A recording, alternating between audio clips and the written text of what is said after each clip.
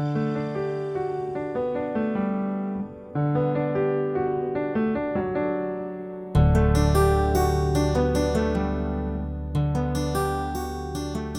ശാന്തി.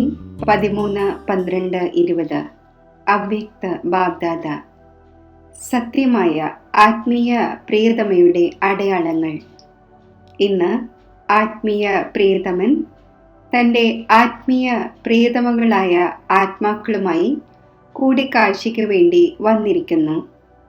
മുഴുവൻ കൽപ്പത്തിലും ഈ സമയത്ത് തന്നെയാണ് ആത്മീയ പ്രിയതമൻ്റെയും പ്രിയതമകളുടെയും കൂടിക്കാഴ്ച ഉണ്ടാകുന്നത്. ബാബ്ദാദ തൻ്റെ ഓരോ പ്രിയതമയായ ആത്മാവിനെയും കണ്ട് ഹർഷിതമാകുന്നു.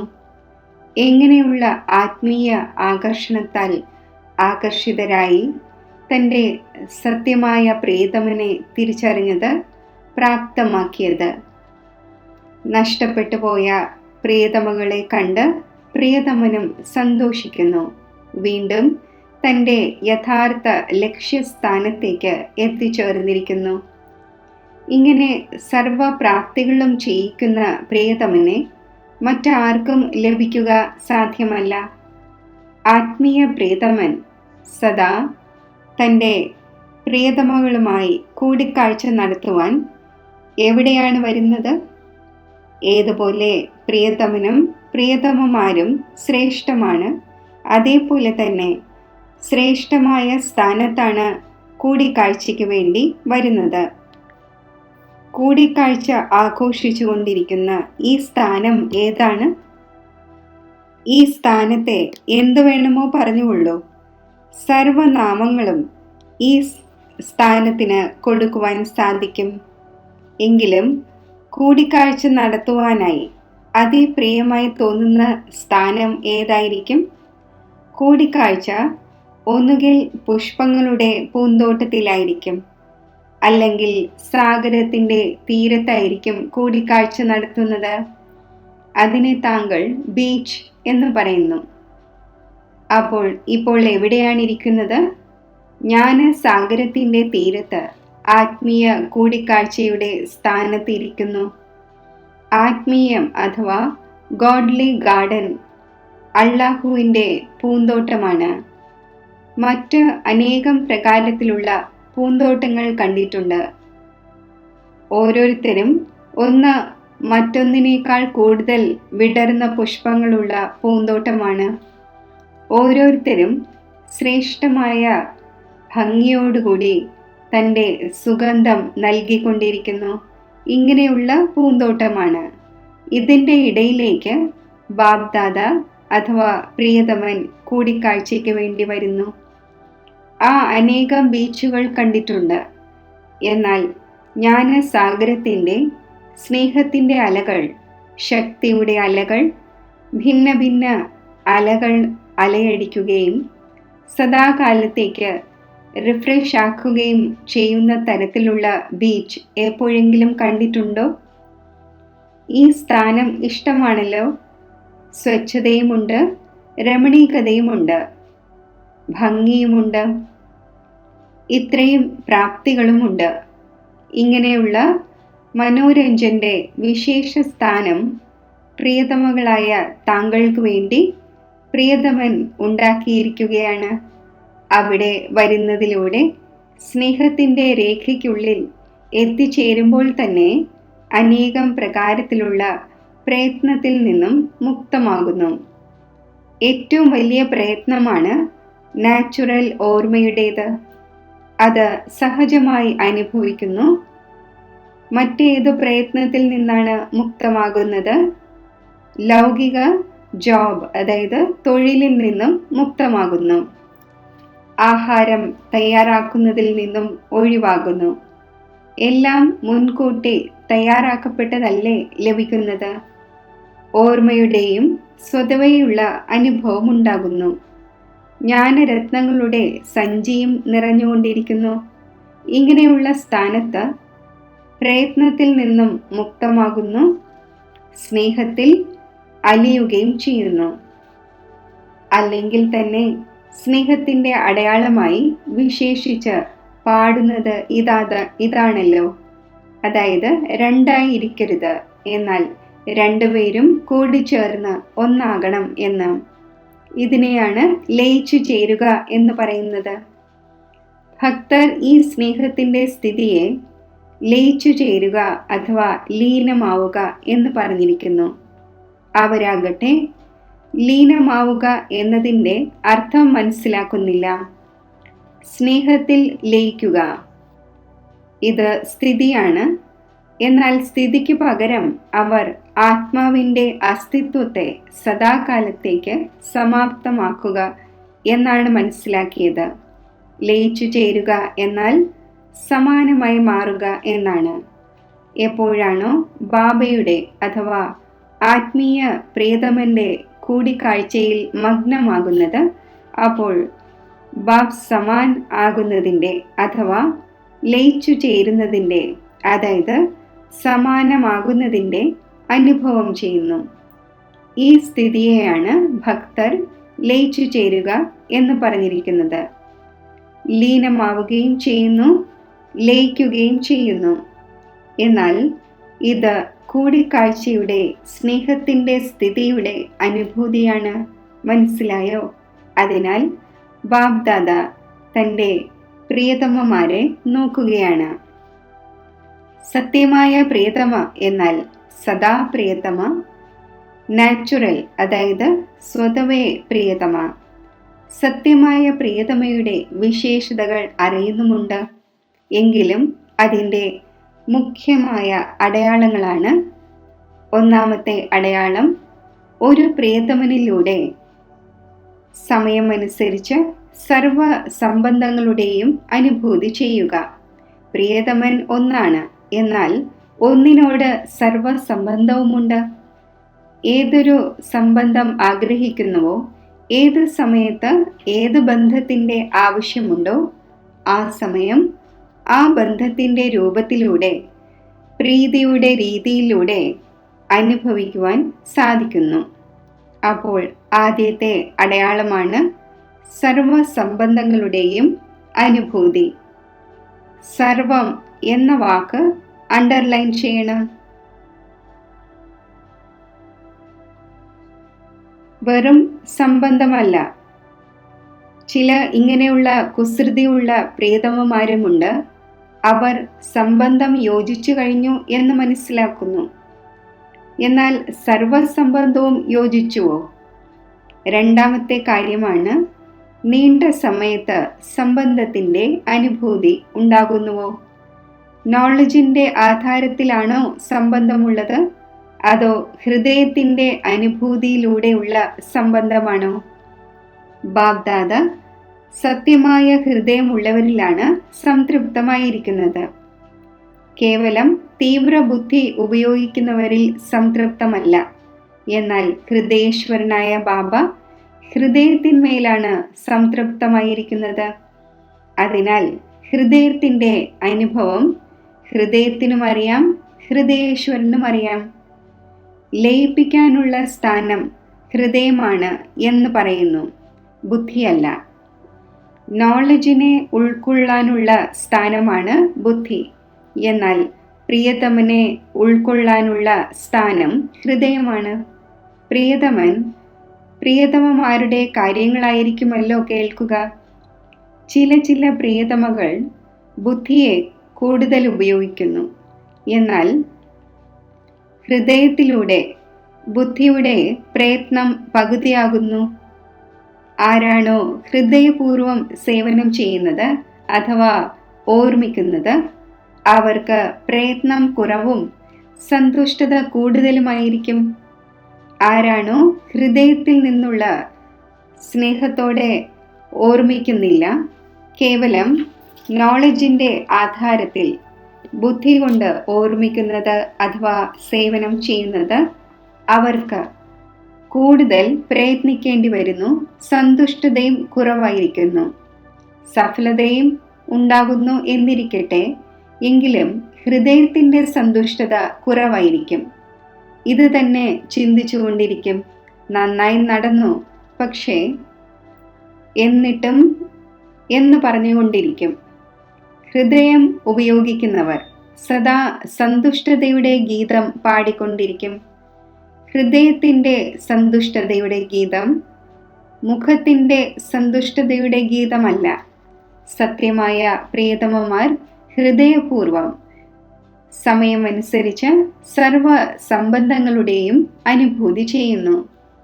രണ്ടാമത്തെ അടയാളമാണ് സത്യമായ പ്രിയതമമാർ ഓരോ പരിതസ്ഥിതിയിലും ഓരോ കർമ്മത്തിലും സദാ പ്രാപ്തിയുടെ സന്തോഷത്തിലായിരിക്കും. ഒന്നാണ് അനുഭൂതി, രണ്ടാമത്തേതാണ് അതിലൂടെയുള്ള പ്രാപ്തി. ചിലർ ഈ അനുഭൂതിയും ചെയ്യുന്നു, അതെ, എൻ്റെ പിതാവുമാണ്, പ്രിയതമനുമാണ്, കുട്ടിയുമാണ് എന്ന്. പക്ഷേ പ്രാപ്തി എത്ര ആഗ്രഹിക്കുന്നുവോ അത്രയും ഉണ്ടാകുന്നില്ല. പിതാവാണ്, എന്നാൽ സമ്പത്തിൻ്റെ പ്രാപ്തിയുടെ സന്തോഷം ഉണ്ടായിരിക്കുന്നില്ല. അനുഭൂതിയോടൊപ്പം സർവ സംബന്ധങ്ങളിലൂടെ പ്രാപ്തിയുടെയും അനുഭവമുണ്ടാകണം.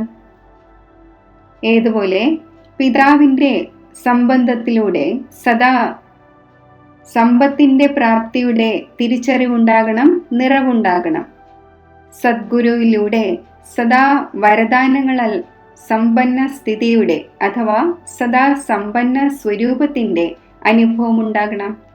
അപ്പോൾ പ്രാപ്തിയുടെ അനുഭവവും ആവശ്യമാണ്.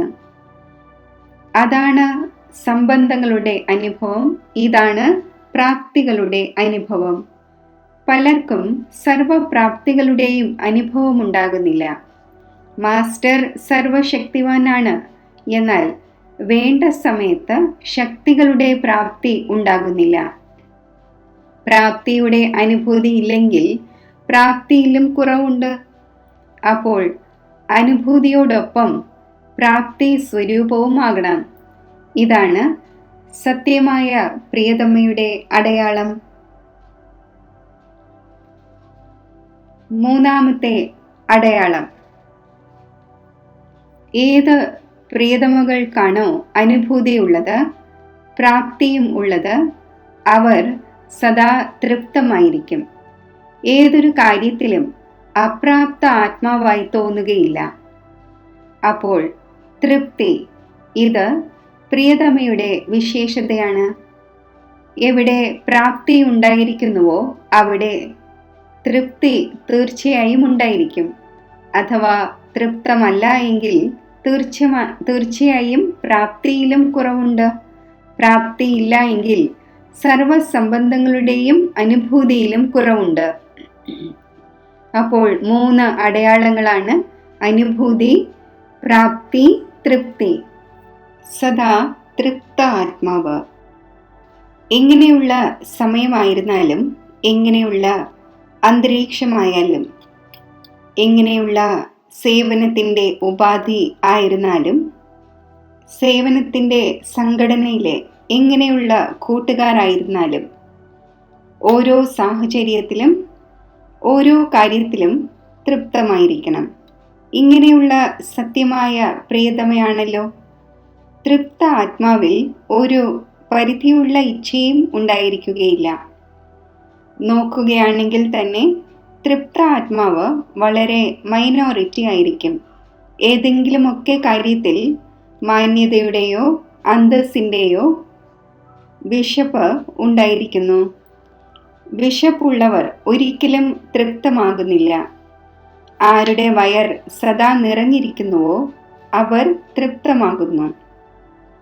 അപ്പോൾ ഇതുപോലെ ശരീരത്തിന് ആഹാരത്തിൻ്റെ വിശപ്പുണ്ട്, അതുപോലെ മനസ്സിൻ്റെ വിശപ്പാണ് അന്തസ്സ്, മാന്യത, സാൽവേഷൻ, സാധനം, അതായത് സൗകര്യങ്ങളും സാധനവും.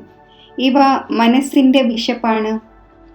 ശരീരത്തിൻ്റെ തൃപ്തിയുള്ളവർ സദാ സന്തുഷ്ടമായിരിക്കും. അതുപോലെ മനസ്സിൻ്റെ തൃപ്തിയുള്ളവർ സദാ സന്തുഷ്ടമായിരിക്കും. സന്തുഷ്ടത തൃപ്തിയുടെ അടയാളമാണ്. അഥവാ തൃപ്ത ആത്മാവല്ല എങ്കിൽ ശരീരത്തിൻ്റെ വിശപ്പോ മനസ്സിൻ്റെ വിശപ്പോ ഉണ്ടായിരിക്കുമെങ്കിൽ എത്ര തന്നെ ലഭിച്ചാലും, കൂടുതൽ ലഭിച്ചാലും തൃപ്ത ആത്മാവല്ലാത്തത് കാരണം സദാ അതൃപ്തമായി തന്നെയിരിക്കും, അസന്തുഷ്ടത ഉണ്ടായിരിക്കും. ആരാണോ റോയൽ ആയിരിക്കുന്നത് അവർ അല്പം കൊണ്ട് തന്നെ തൃപ്തമാകുന്നു. റോയൽ ആത്മാക്കളുടെ അടയാളമാണ് സദാ നിറഞ്ഞു തന്നെയിരിക്കും. ഒരു ചപ്പാത്തിയിലും തൃപ്തമായിരിക്കും, 36 പ്രകാരത്തിലുള്ള ഭോജനത്തിലും തൃപ്തമായിരിക്കും. ആരാണോ അതൃപ്തമായവർ അവർ 36 പ്രകാരത്തിലുള്ള ഭോജനം ലഭിച്ചാലും തൃപ്തമാവുകയില്ല. കാരണം മനസ്സിന്റെ വിശപ്പുണ്ട്. സത്യമായ പ്രിയതമയുടെ അടയാളമാണ് സദാ തൃപ്ത ആത്മാവായിരിക്കും. അപ്പോൾ 3 അടയാളങ്ങളും പരിശോധിക്കൂ. സദാ ഇത് ചിന്തിക്കൂ: നമ്മൾ ആരുടെ പ്രിയതമയാണ്? ആരാണോ സദാ സമ്പന്നം അങ്ങനെയുള്ള പ്രിയതമന്റെ പ്രിയതമകളാണ്. അപ്പോൾ സന്തുഷ്ടത ഒരിക്കലും ഉപേക്ഷിക്കരുത്. സേവനം ഉപേക്ഷിച്ചുകൊള്ളൂ, എന്നാൽ സന്തുഷ്ടത ഉപേക്ഷിക്കരുത്. ഏതൊരു സേവനം അസന്തുഷ്ടമാക്കുന്നുവോ ആ സേവനം സേവനമല്ല. സേവനത്തിന്റെ അർത്ഥം തന്നെ ഫലം നൽകുന്ന സേവ എന്നാണ്. അപ്പോൾ സത്യമായ പ്രിയതമ സർവ പരിധിയുള്ള ആഗ്രഹങ്ങൾക്കും ഉപരിയായി സദാ സമ്പന്നവും സമാനവുമായിരിക്കും. ഇന്ന് പ്രിയതമമാരുടെ കഥകൾ കേൾപ്പിക്കുകയാണ്. വികൃതികളും വളരെയധികം കാണിക്കുന്നു. പ്രിയതമനും കണ്ട് പുഞ്ചിരിച്ചു കൊണ്ടിരിക്കുന്നു. വികൃതികൾ കാണിച്ചുകൊള്ളൂ, എന്നാൽ പ്രിയതമനെ പ്രിയതമനായി മനസ്സിലാക്കി പ്രിയതമന്റെ മുന്നിൽ ചെയ്തുകൊള്ളൂ, മറ്റുള്ളവരുടെ മുന്നിലല്ല. ഭിന്ന ഭിന്ന പരിധിയുള്ള സ്വഭാവ സംസ്കാരങ്ങളുടെ വികൃതികൾ കാണിക്കുന്നു. എവിടെയാണോ എൻ്റെ സ്വഭാവം, എൻ്റെ സംസ്കാരം എന്ന വാക്ക് വരുന്നത് അവിടെയും വികൃതികൾ ഉണ്ടാകുന്നു. ബാബയുടെ സ്വഭാവം തന്നെയാണ് എൻ്റെ സ്വഭാവം എന്നാകണം. എൻ്റെ സ്വഭാവം ബാബയുടെ സ്വഭാവത്തിൽ നിന്നും ഭിന്നമാവുക സാധ്യമല്ല. അത് മായയുടെ സ്വഭാവമാണ്, അന്യ സ്വഭാവമാണ്. അതിനെ എൻ്റേത് എന്നെങ്ങനെ പറയും? മായ അന്യമാണ്, തൻ്റേതല്ല. ബാബയാണ് തൻ്റേത്. എൻ്റെ സ്വഭാവം എന്നാൽ ബാബയുടെ സ്വഭാവം. മായയുടെ സ്വഭാവത്തെ എൻ്റേത് എന്ന് പറയുന്നതും തെറ്റാണ്. എൻ്റേത് എന്ന വാക്കു തന്നെ ചുറ്റിത്തിരിയലിൽ കൊണ്ടുവരുന്നു, അതായത് ചക്രത്തിലേക്ക് കൊണ്ടുവരുന്നു. പ്രിയതമ പ്രിയതമന്റെ മുന്നിൽ ഇങ്ങനെയുള്ള വികൃതികളും കാണിക്കുന്നു.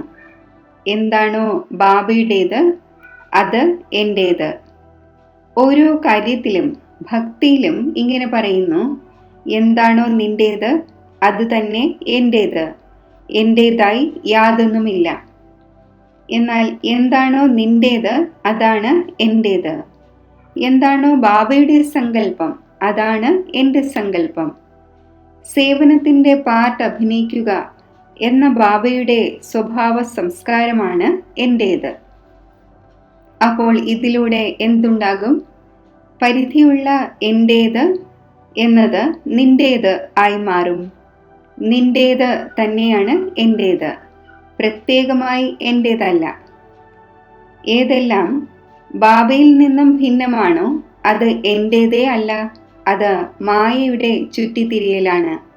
അതിനാൽ ഈ പരിധിയുള്ള വികൃതികളിൽ നിന്നും മാറി ആത്മീയ അഭിമാനത്തിൻ്റെ, അതായത് ഞാൻ നിന്റേത്, നീ എൻ്റേത്, ഇങ്ങനെ ഭിന്ന ഭിന്ന സംബന്ധത്തിൻ്റെ അനുഭൂതിയുടെ ആത്മീയ വികൃതികൾ കാണിച്ചുകൊള്ളൂ. എന്നാൽ ഇത് ചെയ്യരുത്. സംബന്ധം നിറവേറ്റുന്നതിലും ആത്മീയ വികൃതി കാണിക്കുവാൻ സാധിക്കും. സ്നേഹത്തിൻ്റെ പ്രീതിയുടെ വികൃതികൾ നല്ലതായിരിക്കും. ചിലപ്പോൾ സഖാവിൻ്റെ സംബന്ധത്തിലൂടെ സ്നേഹത്തിൻ്റെ വികൃതിയുടെ അനുഭവം ചെയ്യൂ. അത് വികൃതിയല്ല, എന്നാൽ വേറിട്ട ഒന്നാണ്. സ്നേഹത്തിൻ്റെ വികൃതി പ്രിയമായിരിക്കും.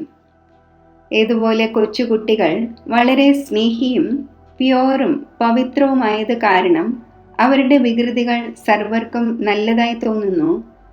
ശുദ്ധതയും പവിത്രതയും കുട്ടികളിലുണ്ട്. മുതിർന്നവർ ആരെങ്കിലും വികൃതി കാണിക്കുകയാണെങ്കിൽ അത് മോശമായി കണക്കാക്കപ്പെടുന്നു.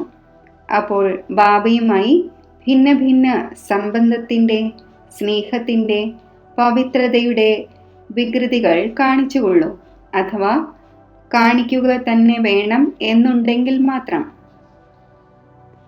സദാ കൈയും കൂട്ടും തന്നെയാണ് സത്യമായ പ്രിയതമയുടെയും പ്രിയതമൻ്റെയും അടയാളം. കൈയും കൂട്ടും ഉപേക്ഷിക്കരുത്. സദാ ബുദ്ധിയുടെ കൂട്ടുണ്ടായിരിക്കണം. ബാബയുടെ ഓരോ കാര്യത്തിലും സഹയോഗത്തിൻ്റെ കൈ ഉണ്ടായിരിക്കണം. പരസ്പരമുള്ള സഹയോഗത്തിൻ്റെ അടയാളമായി കൈയിൽ കൈ ചേർക്കുന്നതായി കാണിക്കുന്നുവല്ലോ. അപ്പോൾ സദാ ബാബയുടെ സഹയോഗിയാകണം. ഇതാണ് സദാ കൈയിൽ കൈയും സദാ ബുദ്ധി കൊണ്ട് കൂട്ടും ഉണ്ടായിരിക്കുക എന്നത്. മനസ്സിൻ്റെ താല്പര്യവും ബുദ്ധിയുടെ കൂട്ടും ഈ സ്ഥിതിയിലിരിക്കണം. അതായത് സത്യമായ പ്രിയതമയുടെയും പ്രിയതമൻ്റെയും പോസിൽ ഇരിക്കണം. മനസ്സിലായോ? വാഗ്ദാനം തന്നെ ഇതാണ്, സദാ കൂടെയിരിക്കും എന്ന്. ഇടയ്ക്കിടയ്ക്ക് കൂട്ടുകെട്ട് നിറവേറ്റും എന്നതല്ല വാഗ്ദാനം. മനസ്സിൻ്റെ താല്പര്യം ചിലപ്പോൾ പ്രിയതമനോടുണ്ടായിരിക്കുകയും ചിലപ്പോൾ ഇല്ലാതിരിക്കുകയുമാണ് എങ്കിൽ അത് സദാ കൂട്ടുകെട്ടായില്ല.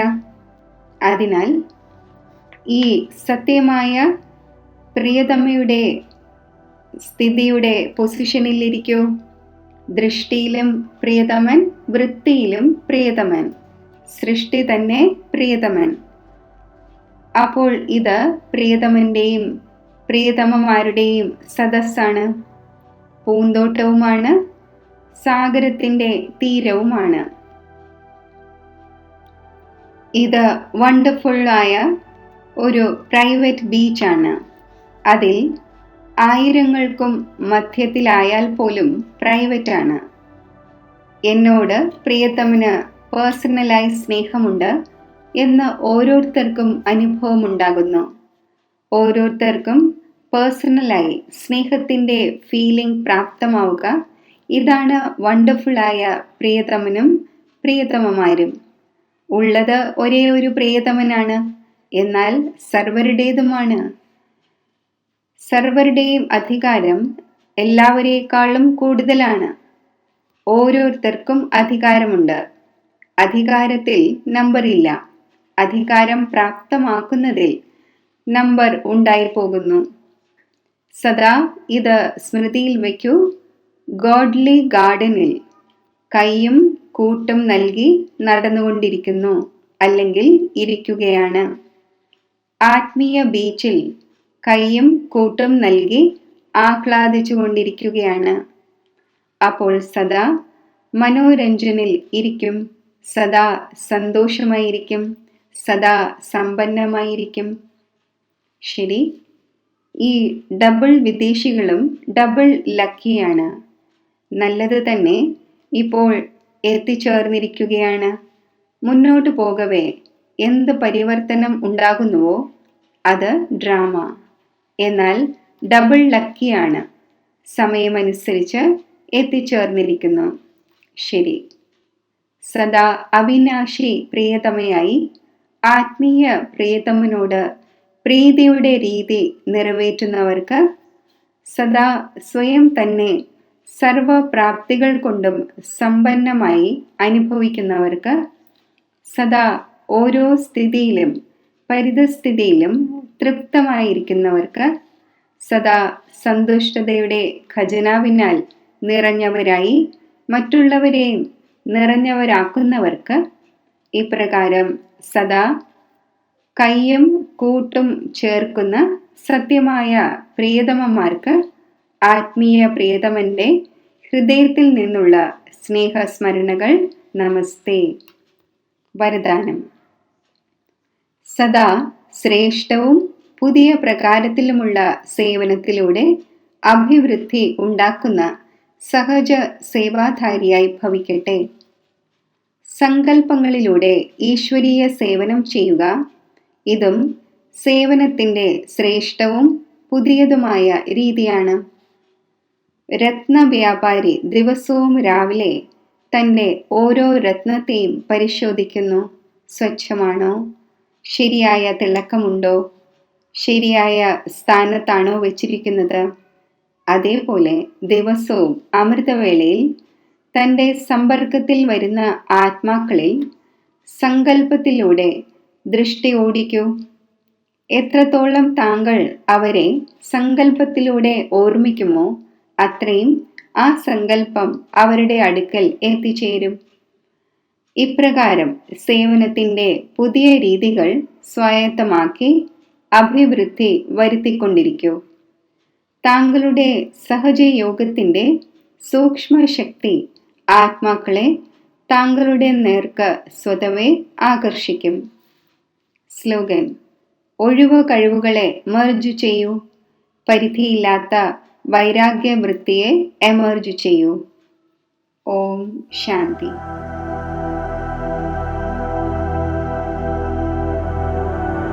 വ്യക്തദേശത്തിൽ ഈശ്വരീയ കർത്തവ്യത്തിന് നിമിത്തമായിരിക്കുന്ന വിശേഷ ആത്മാവാണ് ഞാൻ. ദേഹത്തെയും ദേഹത്തിൻ്റെ ദേശത്തെയും മറന്ന് ഒരു സെക്കൻഡിൽ ഈ സാകാരി ലോകത്തിൽ നിന്നും പരംധാം നിവാസിയാകുന്നു. പരംധാമത്തിൽ തിളങ്ങുന്ന വിശേഷ നക്ഷത്രമായി വിശേഷ ആത്മാവായി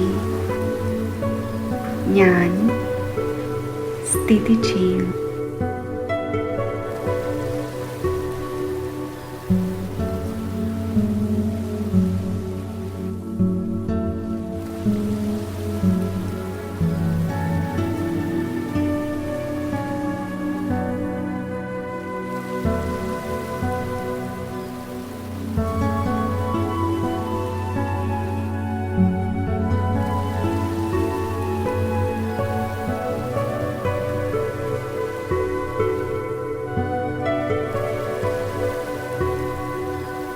പരംധാമത്തിൽ നിന്നും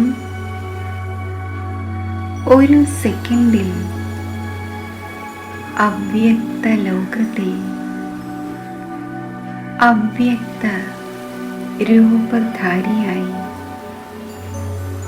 ഞാൻ സ്ഥിതി ചെയ്യുന്നു. പ്രകാശരൂപിയായി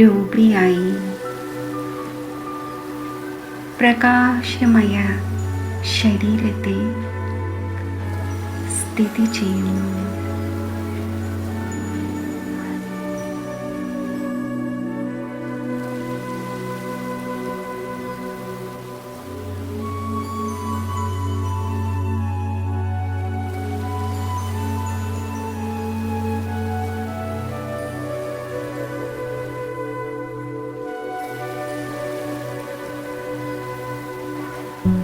ഡബിൾ ലൈറ്റ് ഫരിഷ്തയാണ് ഞാൻ. ഒരു സെക്കൻഡിൽ കർമ്മക്ഷേത്രത്തിൽ സാകാരദേശത്തിൽ മസ്തക മധ്യത്തിൽ സ്ഥിതി ചെയ്യുന്നു. ഞാൻ ആത്മാവ് സ്വരാജ്യ അധികാരിയാണ്. കർമ്മേന്ദ്രിയ ജീതാണ്.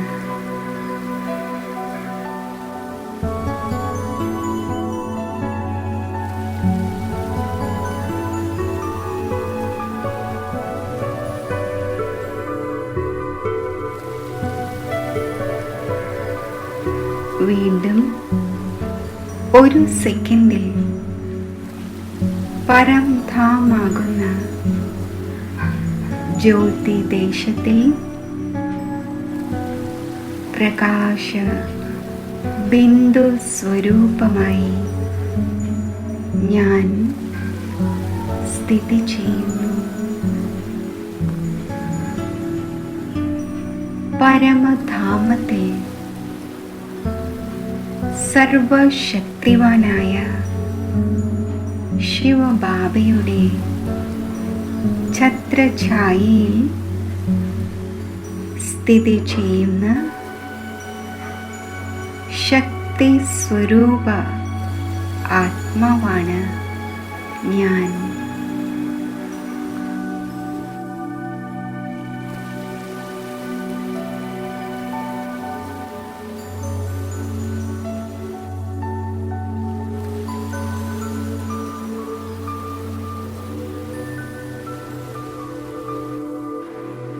വീണ്ടും ഒരു സെക്കൻഡിൽ ഡബിൾ ലൈറ്റ് ഫരിഷ്ത സ്ഥിതിയിൽ ഫരിസ്തകളുടെ ലോകത്തിൽ സ്ഥിതി ചെയ്യുന്നു. അവ്യക്ത ബാപ്ദാദയുടെ മുന്നിൽ സ്ഥിതി ചെയ്യുമ്പോൾ ബാപ്ദാദയുടെ വരദാനി ദൃഷ്ടി എന്നിൽ പതിയുന്നു.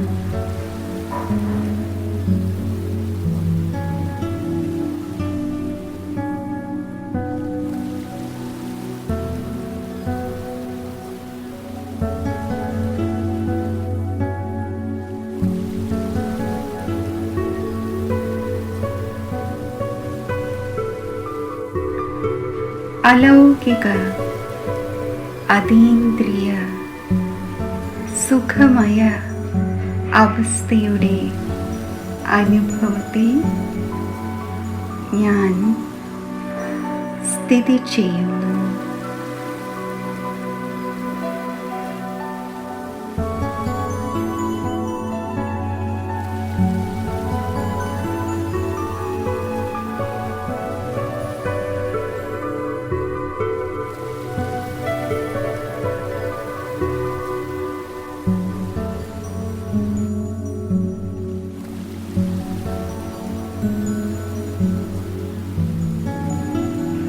ഒരു സെക്കൻഡിൽ ഡബിൾ ലൈറ്റ് ഫരിഷ്തയായി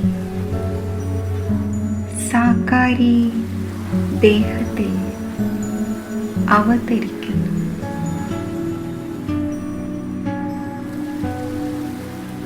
ഡബിൾ ലൈറ്റ് സ്വരൂപമായി ഞാൻ സ്ഥിതി ചെയ്യുന്നു.